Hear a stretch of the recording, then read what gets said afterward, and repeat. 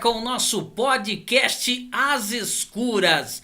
A cada semana, a cada entrevista, temos um convidado, uma convidada muito mais do que especial. Hoje nós vamos entrevistar ela, que foi a vereadora mais votada de Itapetininga em 2024.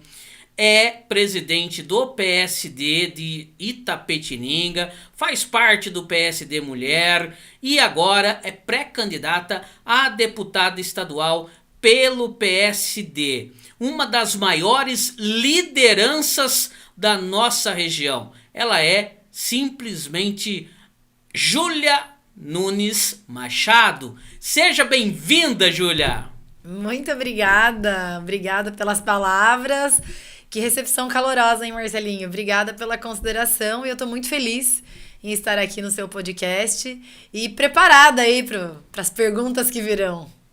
Eu também estou muito feliz e digo para você que para mim é um motivo de muita alegria e de muita responsabilidade. Afinal de contas, trazer uma pessoa de peso como a senhora que vem liderando não só o direito da pessoa com deficiência, né, a causa animal, né, a questão do direito da mulher contra a violência, enfim, é muita coisa, é um trabalho de formiguinha e a senhora vem desenvolvendo esse trabalho com grande excelência e para mim é muito mais do que especial poder apresentar alguém que pode provar para as mulheres que ela tem a sua capacidade, que ela pode ser liderança, que ela pode fazer a diferença, né, Júlia? Exatamente. A gente aprende muito com os outros. Outras mulheres abriram caminho para que eu pudesse chegar até aqui também. Então, eu também reconheço muito o valor das mulheres que batalharam para que a gente tivesse os direitos básicos iguais aos dos homens. Então, há menos de 100 anos, as mulheres sequer poderiam votar. E hoje estou aqui, eleita pela população de Itapetininga, exerço um cargo como delegada de polícia, que também é composto majoritariamente por homens. Então foram muitas lutas históricas para que eu conseguisse também ter esse espaço. E a gente vem mostrando que as mulheres também são capazes de ocupar esses espaços de poder, de gestão, de comando, colocando também a nossa vivência nas providências que são tomadas, tanto na política quanto na polícia. Então agradeço todas que vieram antes de mim, agradeço especialmente a todos os esforços da minha mãe, da minha avó e de todas as mulheres que me antecederam. Muito bom. Quem é Júlia Nunes Machado? Olha que pergunta. Júlia Nunes Machado é filha mais velha da Gislene e do Marcos, é irmã da Luísa e da Alice, e temos uma questão muito especial na nossa família, porque a nossa família foi transformada com a chegada da Alice, quando houve uma mudança de chave na nossa visão de ver o mundo. Porque a Alice é autista, nível 3 de suporte, não verbal, tem deficiência intelectual severa. E com a Alice, a gente aprendeu a despertar a empatia, a se colocar no lugar do outro muito mais cedo. Então, desde os 6 anos de idade, eu fui ensinada, naturalmente, a defender aqueles que não têm voz, a falar por aqueles que não conseguem falar e, principalmente, a cuidar. E cuidar também dando autonomia, cuidar também mostrando o reconhecimento e o valor de cada ser humano. Então, meus pais me ensinaram isso e graças a essa minha experiência como irmã atípica, acabei me tornando também protetora de animais, voluntária de ONG de proteção animal, me tornei advogada, depois investigadora de polícia e passei a estudar muito, muito mesmo, para conseguir passar no concurso de delegada de polícia. Então hoje sou delegada de polícia, sou vereadora no município de Itapetininga, lutando especialmente pelos mais vulneráveis. Então eu sou uma eterna inconformada com as injustiças e principalmente com a ignorância do ser humano. Então eu combato isso diariamente, seja como Júlia mulher, Júlia vereadora, Júlia irmã da Alice, Júlia delegada de polícia. Então, basicamente, essa sou eu também. A senhora falou em uma das palestras aqui em Guareí que a senhora acompanhava a Alice na escola e Diz pra gente, a Júlia antes de acompanhar a Alice na escola e a Júlia depois de acompanhar a Alice na escola, foi o passo principal para que a senhora olhasse e falar, não, eu preciso mudar essa realidade, eu preciso transformar pessoas que hoje não têm voz, possa ter voz lá na frente. O que mudou a Júlia antes e depois da Alice?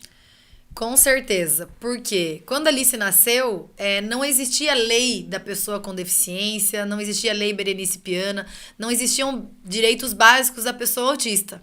Então, as escolas podiam negar matrícula, fazer com que a pessoa saísse da escola. E aí não existia professor auxiliar, Marcelinho, não existia profissional de apoio escolar para os autistas. Uhum. E eu acabei revezando com a minha outra irmã, com a Luísa, os cuidados da Alice na escola, regular. Por quê? Porque a gente estudava de manhã e a Alice ia à tarde.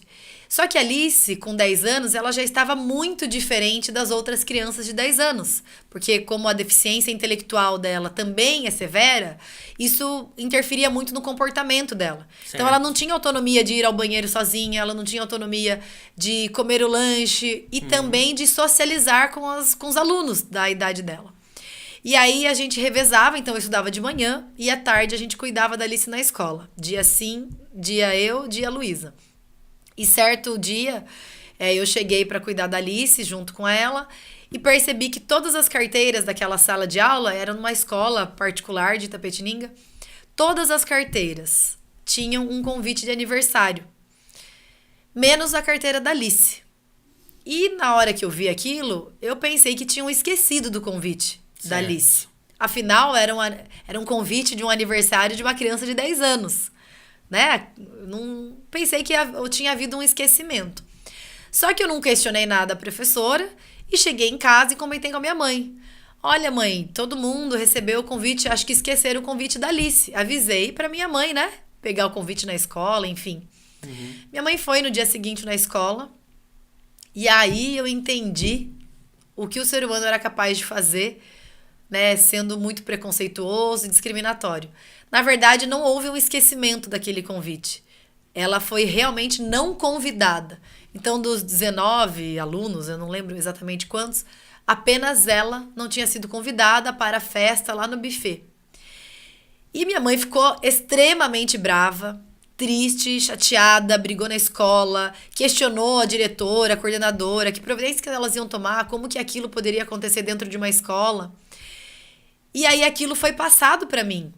E eu me senti, assim, a pior irmã do mundo, no sentido de não ter conseguido perceber essa injustiça, esse episódio de discriminação, e de não ter questionado, Marcelinho. Então, eu também não sabia ainda cuidar, eu não sabia falar, não sabia me revoltar frente a uma injustiça. Ou seja, você assumiu para você a responsabilidade. Sim, exatamente. Óbvio que agora, como adulta, eu entendo que, né, eu não tinha condições ali, maturidade para enfrentar aquilo.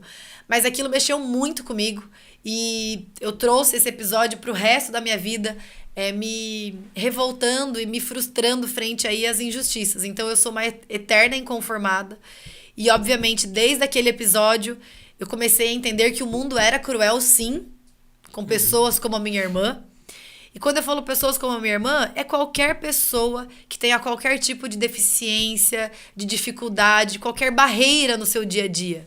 Isso envolve pessoa idosa, isso envolve a comunidade LGBT, isso envolve deficientes visuais, deficiente físico, ou uma pessoa doente que tem alguma mobilidade temporária. E eu percebi que o mundo realmente é cruel, ele é excludente, e que se a gente não se manifestar contra isso, não se posicionar contra isso, todo mundo vai normalizar a crueldade, a violência e a discriminação contra as pessoas. Então isso me marcou muito como pessoa e me transformou hoje como essa ativista pelo direito das pessoas com deficiência e também pelo direito dos animais. Porque aí, né, você pode falar, mas o que tem a ver os animais com as pessoas vulneráveis? Tem tudo a ver. Porque se a gente também não defender os animais, não se posicionar, não combater a crueldade, eles não vão conseguir também. A gente precisa conscientizar a população e a gente precisa se posicionar principalmente. Então, basicamente, a Alice realmente foi maior e melhor virada de chave na minha vida. Não estou aqui romantizando o autismo. Não estou falando que é fácil, que é legal, que é recomendável. Não, não é. É difícil, é desafiador. Tem dias que a gente fica sem saber o que fazer. São inúmeras crises de agressividade, de comportamento. São muitos medicamentos que ela toma. É muito investimento, é recurso financeiro, de tudo. É difícil mesmo. Só que também foi transformador. Isso a gente tem que reconhecer. E ela nos tornou pessoas melhores, sim. Ela nos tornou pessoas mais empáticas e, principalmente, pessoas mais aguerridas, combativas aí com qualquer injustiça. Com certeza. Isso trouxe a oportunidade da senhora poder defender a pessoa com deficiência, bem como também defender a causa animal. Em 2015, a Lei LBI, Lei Brasileira de Inclusão, foi apresentada, em 2016 sancionada pela Dilma Rousseff, tá? Na época, as cidades tinham 5 anos para preparar o município para poder atender a demanda, né? A senhora falou sobre questão de crise, né? Hoje, nós temos a lei ao nosso favor, tá? Só que acontece, eles pegam e colocam crianças com autismo ou com deficiência visual ou cadeirante, enfim, e joga lá. Professor, professora, que está lá muitas das vezes auxiliar, não estão preparados para atender essa demanda. Para a senhora, hoje, o que especificamente falta e o que precisa mudar? Marcelinho, a gente vive realmente uma crise generalizada em vários municípios, não só do estado de São Paulo, mas a gente tem que falar do problema que está perto de nós. E aí, nitidamente, a inclusão ela existe só na lei. Porque a inclusão de verdade ainda ela está longe de ser alcançada. Totalmente. Nós temos a obrigação, sim, de incluir. É uma obrigação nossa, não é um favor para as pessoas com deficiência. O meio ambiente que é deficiente, porque é o meio ambiente que não é adequado e preparado para as pessoas que são o que são. E aí, nas escolas, a gente enfrenta as mesmas dificuldades. Principalmente por quê? Porque quando a lei foi criada, os municípios eles estavam acostumados a excluir. Eles estavam acostumados a não mexer na estrutura deles para adaptar material escolar, para trazer mais qualificação dos profissionais, para conseguir fazer grupo de pais e mães, também orientando e auxiliando esses pais e mães. A saúde nunca teve investimento para também fazer terapias para as pessoas com deficiência, para os autistas, para conseguirem, né, ser integrados nos ambientes públicos e privados. Então, hoje, a gente vive o ápice da crise da inclusão.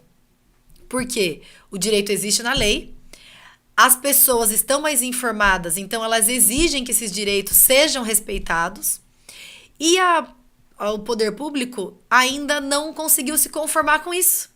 Então, há uma resistência. A gente fala, por exemplo, em Itapetininga, a gente tem quase 1.000 alunos no ensino municipal laudados com algum tipo de deficiência.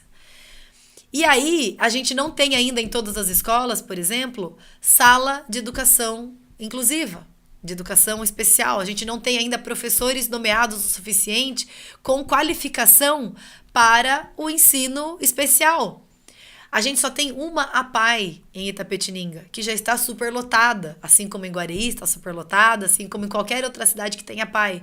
Porque antes estava confortável para o município, para o poder público, ter uma APAE para atender todos os tipos de deficiência. Só que hoje, todas as pessoas têm direito a frequentar escola, todas as pessoas têm direito à adaptação do material escolar, a um plano educacional individualizado. E aí, não é a APAE que vai suprir essa demanda. A escola regular também tem que suprir.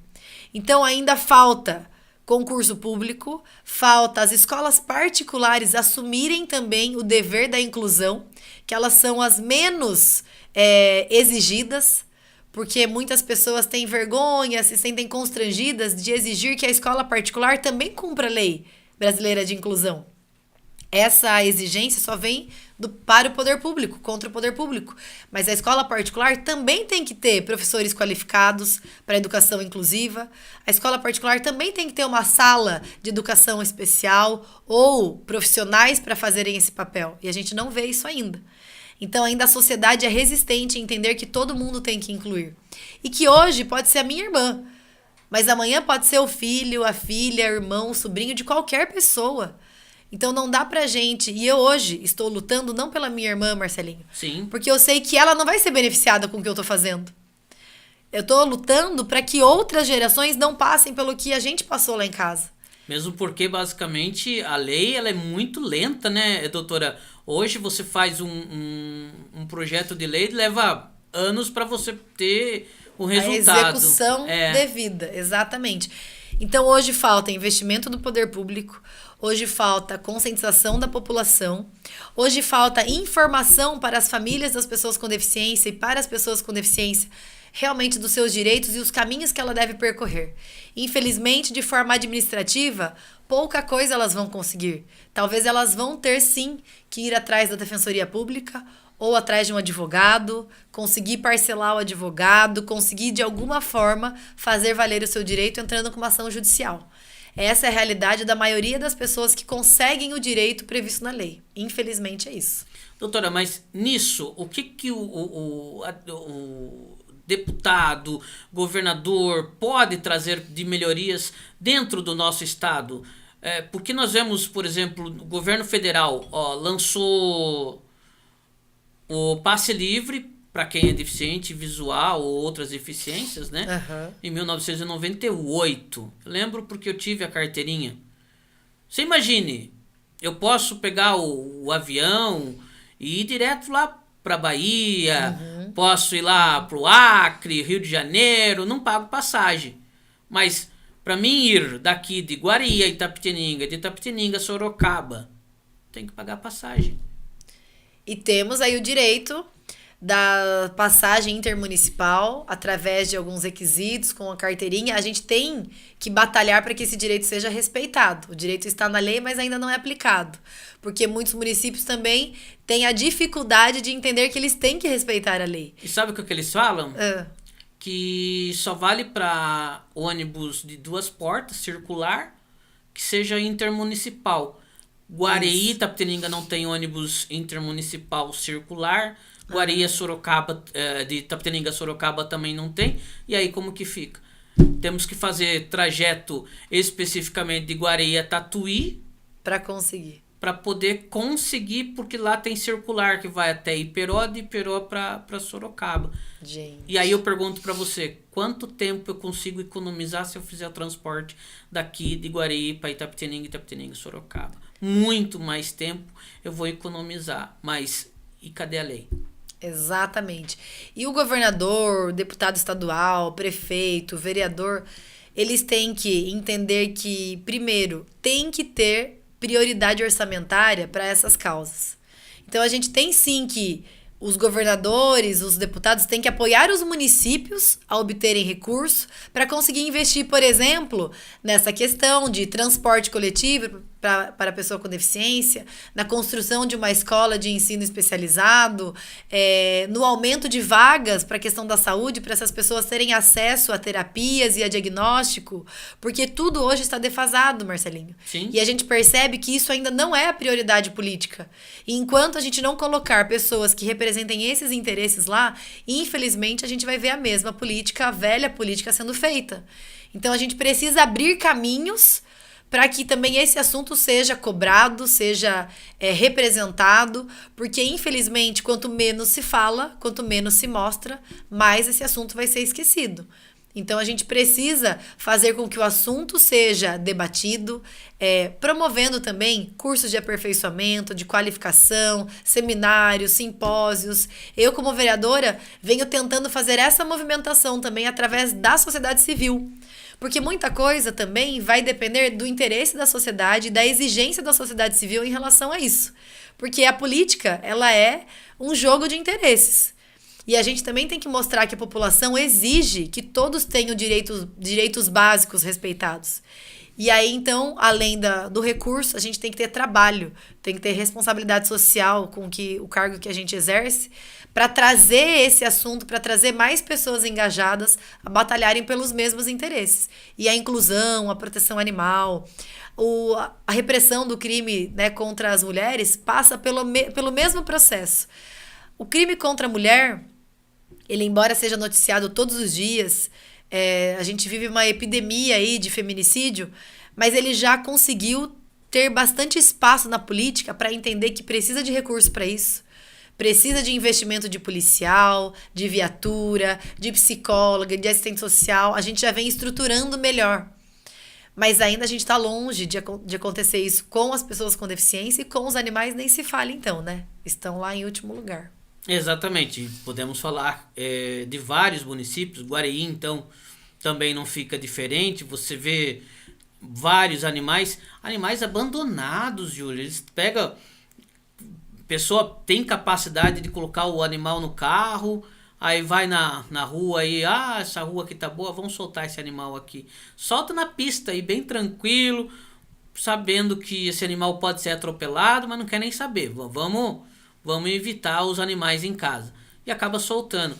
É uma tristeza, porque hoje a gente vê o canil, por exemplo, aqui super lotado, né? E cada vez mais... Parece que não para, aumenta cada vez mais o número de pessoas que abandonam animais e se sentem tranquilos porque nada é feito, né? Exatamente. São grandes irresponsáveis e criminosos, e isso a gente precisa fiscalizar, a gente precisa punir essas pessoas através de multa, através de um processo criminal, mas a gente também precisa que o município também faça a obrigação dele. Também promova a educação ambiental, também promova feiras de adoção, também promova políticas públicas que vão atingir o maior número de animais possíveis de uma só vez. E aí a gente vê essa morosidade, tudo parece que é muito devagar. E aí o problema só vai piorando, né? Porque a gente vai pondo a sujeira para baixo do tapete e aquilo só vai piorando. Não tem como a gente falar de um canil municipal se a gente não falar de feiras de adoções constantes, de castração permanente, de punição de maus tratos. Porque senão você vai encher um canil municipal em um mês. E aí? Você vai fazer o quê? Se as pessoas não adotam os animais, se os animais não são castrados, se pessoas continuam maltratando. Então tudo é um conjunto, não tem só uma providência. São várias providências para a gente conseguir também estruturar a causa animal em uma cidade. Perfeito. Eu estou falando com a delegada Júlia Nunes, ela que é de Itapetininga, vereadora mais votada e pré-candidata a deputada estadual. Eu estou com a delegada trazendo para vocês informações importantes e trazendo também para vocês a causa animal, o trabalho da pessoa com deficiência. Isso é muito importante para que você possa ter o seu direito garantido. Você que quer participar sempre com a gente no podcast, com propagandas, entre em contato com a gente e vamos trazer a sua propaganda aqui no nosso podcast As Escuras. Quero agradecer o nosso amigo vereador Auad Elias Rayan Neto pelo apoio. Nosso muito obrigado, um forte abraço para você e para a galera da Charbel Confecções. Doutora, dando seguimento, a senhora falou na questão de... questão da mulher, né? Uhum. Hoje, uma mulher, ela faz uma denúncia contra o marido, contra o companheiro por violência doméstica. Uhum. Depois ela recebe da polícia, né, a medida protetiva. Sim, e aí sim. eu pergunto, o que fazer? Porque nós temos o caso lá daquele cara que invadiu o shopping lá em São Paulo, com a mulher tendo medida protetiva e matou a mulher. E muitas das vezes a mulher acaba achando que não vale a pena fazer medida protetiva, não vale a pena se defender. O que a senhora aconselha para essa mulher que hoje muitas das vezes está sofrendo violência doméstica, tem medo de fazer uma denúncia, receber uma medida protetiva e a coisa piorar? Marcelinho, o silêncio sempre vai ser cúmplice da violência. O silêncio nunca vai resolver esse tipo de crime, que é um crime de ódio, é um crime de aversão à figura feminina, é um crime em que ele é praticado porque simplesmente o homem decide que a mulher não tem liberdade de ter as suas próprias escolhas. Esse é o crime praticado contra as mulheres.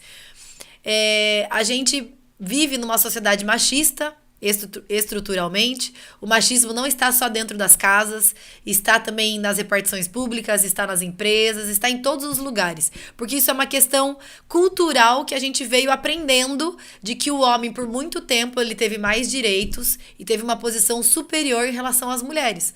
A gente só conquistou essa igualdade perante a lei em 1988, com a Constituição Federal. Até antes de 1988, as mulheres eram tratadas como seres inferiores aos homens na questão de direitos. Nós, como eu falei, nós não tínhamos direito ao voto, nós não tínhamos o direito a trabalhar fora sem autorização do marido, nós não tínhamos o direito a frequentar faculdade, enfim, não tínhamos direito a viajar sozinhas se não tivesse ali atrás da passagem a autorização do marido, do pai, enfim. Então foram vários desafios que a gente teve que superar para agora buscar uma igualdade material, uma igualdade na vida real. E a violência contra a mulher, ela é resultado dessa diferença de tratamento que a gente sempre sofreu ao longo da história. E a gente precisa entender que a gente teve a Lei Maria da Penha como uma resposta do Brasil para as instituições, organismos internacionais que condenaram a falha da proteção da mulher pelo Brasil. Porque a Maria da Penha foi uma vítima que foi severamente violentada pelo seu então marido e que ele não recebia punição nenhuma. Então o Brasil teve que fazer a Lei Maria da Penha para trazer medidas protetivas, para trazer a obrigatoriedade de mais estrutura nos municípios para acolher essa vítima de violência doméstica, que geralmente tem uma dependência emocional, mas também tem uma dependência financeira, muitas vezes, tem uma dependência familiar, tem vergonha de denunciar, tem medo.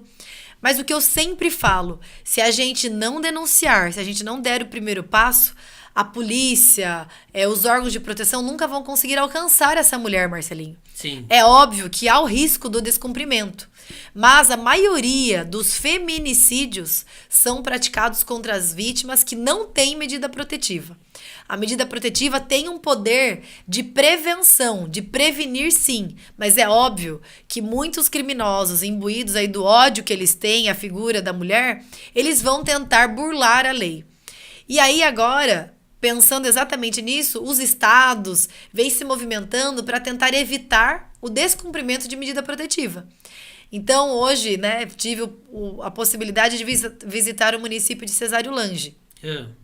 E lá, eles já avançaram tecnologicamente para proteger a mulher vítima de violência doméstica. Toda mulher lá que tem medida protetiva já tem uma possibilidade, um apoio tecnológico, que é através do botão do pânico, e toda medida protetiva é registrada na central integrada lá da Polícia Civil, Guarda Municipal e Polícia Militar. Então, se aquele agressor que tem uma medida protetiva contra ele chegar perto da vítima, essa central já é acionada e a Polícia e Guarda Municipal conseguem ir imediatamente até o local. Isso já faz com que menos medidas protetivas sejam descumpridas. Na cidade de Sorocaba, a gente tem a tornozeleira eletrônica, o tornozelamento, que também possibilita que os homens que tenham medida protetiva contra eles sejam monitorados 24 horas por dia também. Então, a gente vem tentando estar à frente do criminoso. Mas, obviamente, é muito difícil, a gente precisa dessa estrutura. Então, o poder público vem se aperfeiçoando, cada um de um jeito. Tem municípios que tem o Guardião Maria da Penha, através da Guarda Municipal, que passa constantemente nas casas das vítimas que têm medida protetiva para saber se está tudo certo. E aí a gente vai trazendo instrumentos e artifícios para combater esse tipo de criminoso. Então, obviamente, tem ainda quem descumpra, mas a maioria das medidas protetivas tem eficácia, tem validade, ajudam e protegem essa mulher, porque afasta o criminoso do lar, proíbe ele de ter contato. Então a gente vai colocando barreiras aí para dificultar esse tipo de criminoso. E hoje as mulheres podem entrar em contato através do Disque 100 e fazer essa denúncia, bem como pessoas que vê uma mulher sendo violentada, tendo o seu direito não garantido, né, tendo violência doméstica, pode acionar o Disque 100 e fazer a denúncia especificamente de forma anônima, né, doutora?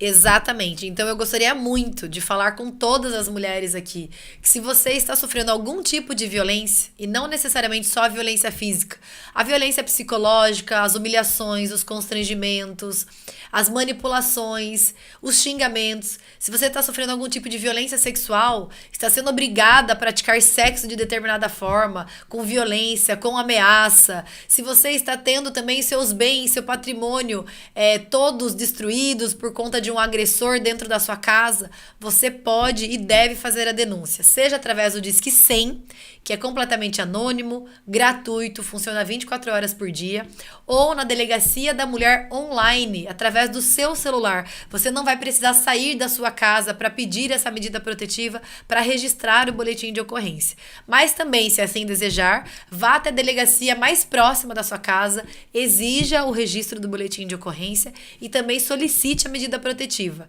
porque só assim os órgãos de segurança pública, os órgãos de proteção vão ser acionados para poder ajudá-la a sair do ciclo da violência.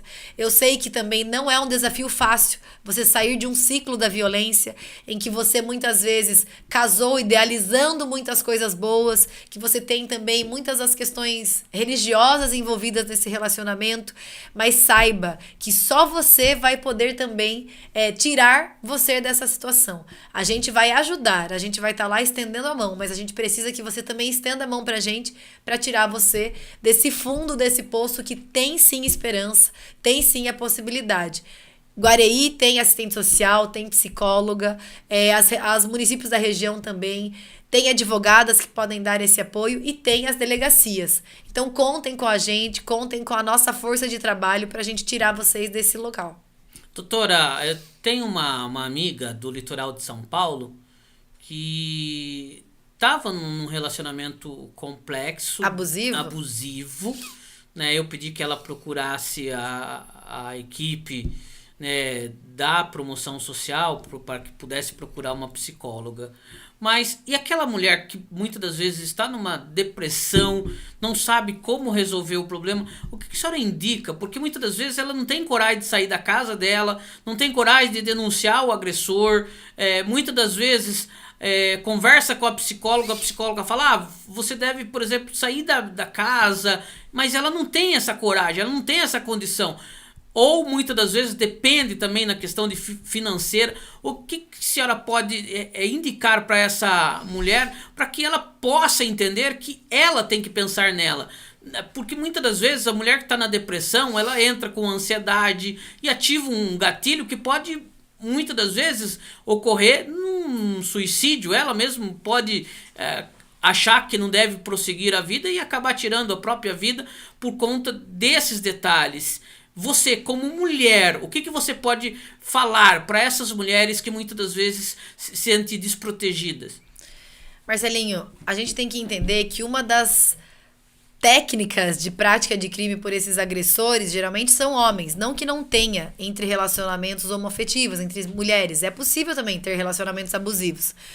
A maioria dos criminosos domésticos são homens. E uma das técnicas é a manipulação.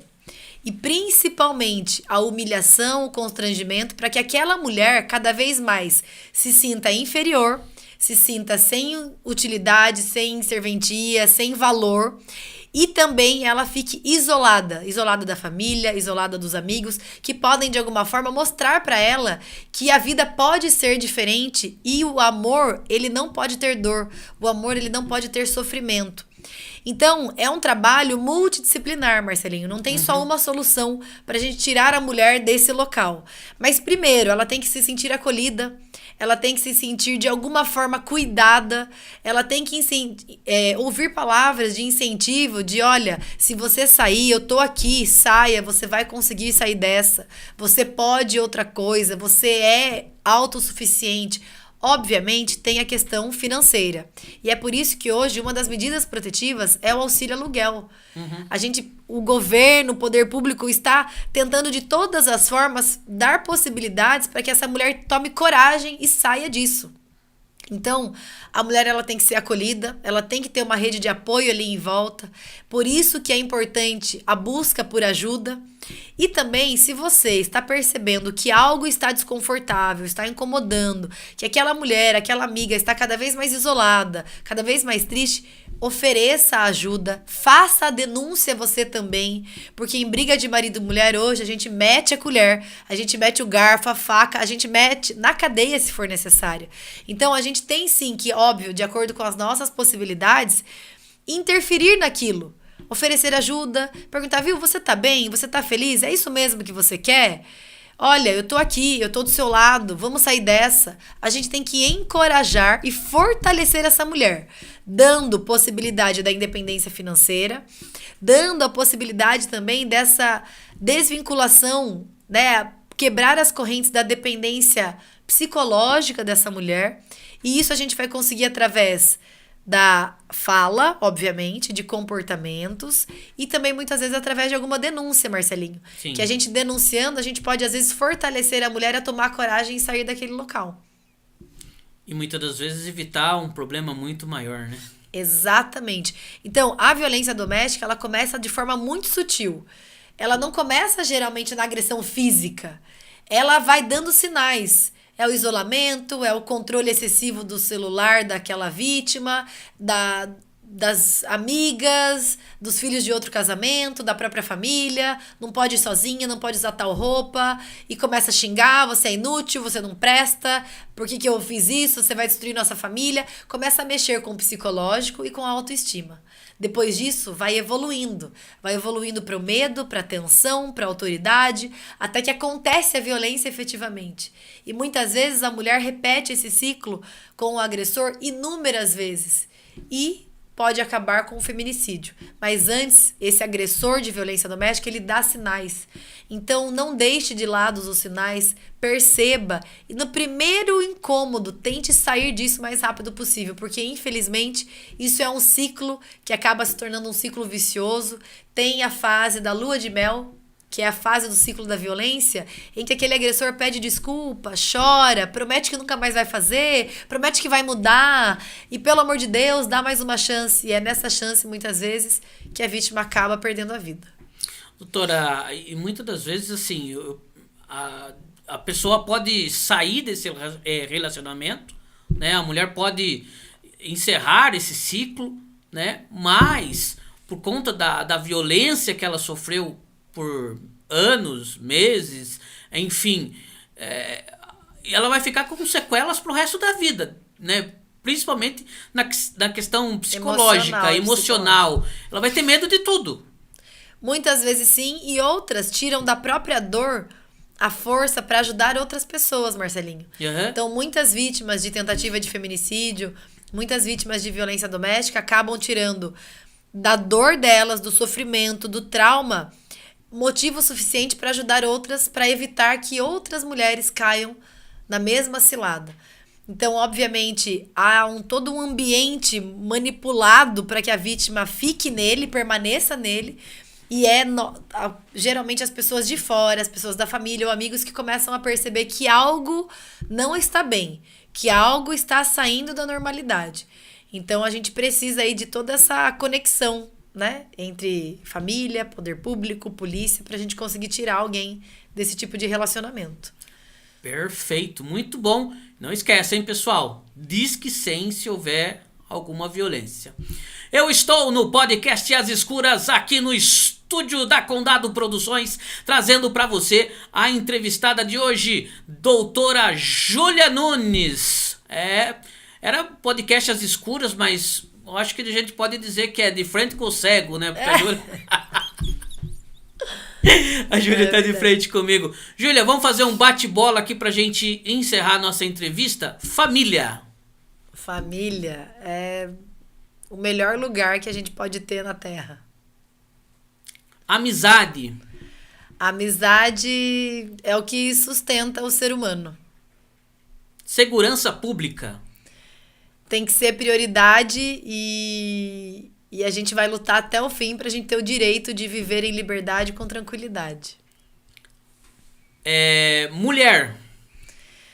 Mulher é uma força extraordinária, dotada da capacidade de se reinventar e se refazer, apesar de todas as dores que ela enfrenta historicamente. Política pública. Política pública é a minha mais nova missão em conseguir atingir o maior número de pessoas, transformando a vida delas através de um trabalho com responsabilidade. Eu conversei com a delegada Júlia Nunes Machado, direto de Itapetininga para o Brasil da internet. Quero agradecer a participação da senhora, dizer que eu estou muito feliz de poder estar participando nesse primeiro podcast direto do estúdio da Condado Produções, trazendo uma pessoa muito especial. Quero dizer que a senhora é muito importante para nós. Quero dizer que a senhora é os nossos olhos, principalmente para mim, para o Wesley, para as pessoas que têm deficiência visual. Tenho certeza que a senhora fez e continuará fazendo muito mais para todos nós que temos uma deficiência. Dizer que a senhora é uma pessoa iluminada, uma pessoa que tem uma energia muito especial, e dizer que nós já por si só amamos muito a senhora, e muito obrigado por atender o meu convite de participar desse primeiro podcast Às Escuras. Não vai me fazer chorar, Marcelinho, por favor. Mas eu recebo com muita honra todas as suas palavras, agradeço imensamente. Espero também ter passado para você toda a minha verdade, a minha sinceridade. Eu fico muito feliz de estar aqui inaugurando esse podcast. Desejo o maior sucesso do mundo para você. E eu que fico feliz em conhecer você, em conhecer a sua história. Você também é uma inspiração, é um exemplo para mim e um incentivo de que esse é o meu caminho também, que eu tenho que seguir sim, porque eu espero abrir também caminhos para pessoas como você, que conseguem se refazer e não deixam se limitar. Você, eu vejo aí que não tem limites para você. E isso é bonito porque também nos incentiva a não desistir também dos nossos propósitos. Então, agradeço o seu incentivo, a sua amizade e o espaço que você me deu aqui. Muito obrigada, viu? Agradeço de coração ao querido Marcos, nosso produtor, que está lá produzindo esse podcast, né, Júlia? Muito obrigada a todos do estúdio aqui que estão com a gente. E vida longa ao podcast Às Escuras. Uma nova história vai acontecer em breve. E você conhece alguém que esteja preparado ou preparada para sentar frente a frente com o cego no Às Escuras? Abraço a todos e até o próximo episódio. Até, obrigada, pessoal.